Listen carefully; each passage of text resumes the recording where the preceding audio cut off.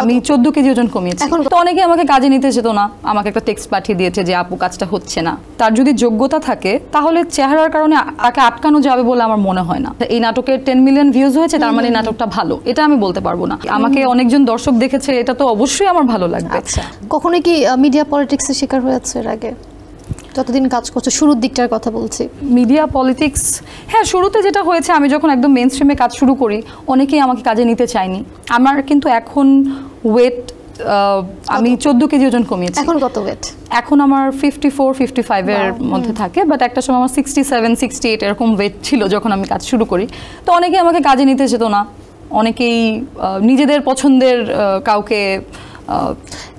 এরকম কখনো হয়েছে ধরো তোমাকে কোনো ক্যারেক্টারের জন্য ডাকা হয়েছে কিংবা তোমাকে সিলেক্ট করা হয়েছে, পরবর্তীতে আবার রিপ্লেস করে দেওয়া হয়েছে, এরকম হয়েছে কখনো? হ্যাঁ হয়েছে। কতবার?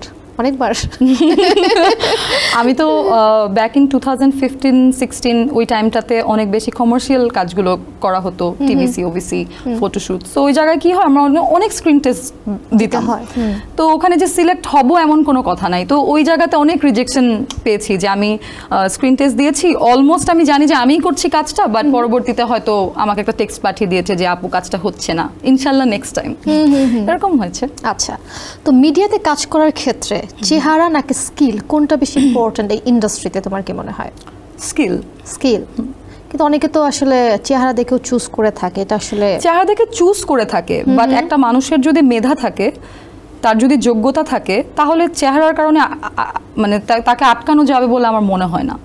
আচ্ছা, তার মানে তোমার মত হচ্ছে স্কিলটা বেশি ইম্পর্টেন্ট। চেহারাটা ইম্পর্টেন্ট, চেহারাটা বলতে কি এখন নিজেকে পরিপাটি রাখাটা ইম্পর্টেন্ট।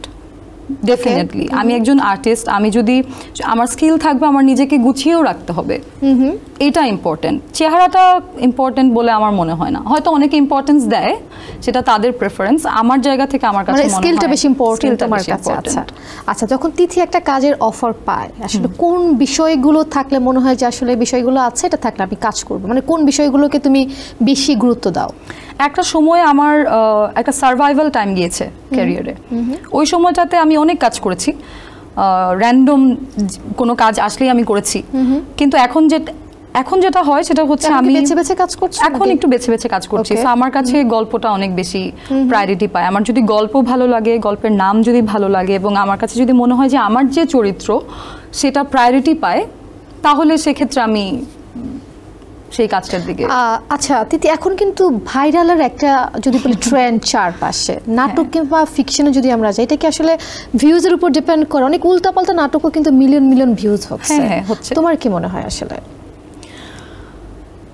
দেখি ভিউজের উপর ডিপেন্ড করে না? ভিউজের উপরে ডিপেন্ড করে না, ভিউজের উপরে ডিপেন্ড করে না।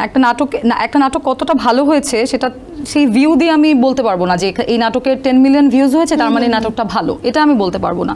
এরকম অনেক ভালো ভালো কাজ আছে আমার করা, অনেক ভালো কাজ আছে, অনেক সুন্দর নাম, অনেক সুন্দর স্টোরি, হয়তো ওরকম ভিউ হয়নি যেটাকে আমরা টিপিক্যাল ভিউ হওয়া বলি, যে 1 ডে 1 মিলিয়ন, ঠিক আছে, ওইটা হয়তো হয়নি, বাট কাজগুলো এত নিজের কাছে ভালো লাগে যে ওইটা ম্যাটারই করে না যেটা আসলে ভিউ এর কি অবস্থা, রাইট, হ্যাঁ, ভিউ কি হচ্ছে ইভেন চেকও করে। আমরা কিন্তু দেখি আমাদের নাটক যখন রিলিজ হয়ে যাচ্ছে কি অবস্থা, কি হচ্ছে, রেসপন্স কেমন। কোয়ালিটিফুল নাটক আছে যেগুলো ভিউ কিন্তু অনেক কম, অনেক আছে, এরকম হয়। তো ভিউটা আমার কাছে ম্যাটার করে না, হলে তো ভালো লাগবেই, আমাকে অনেকজন দর্শক দেখেছে, এটা তো অবশ্যই আমার ভালো লাগবে, বাট এটাই সবার উপরে না।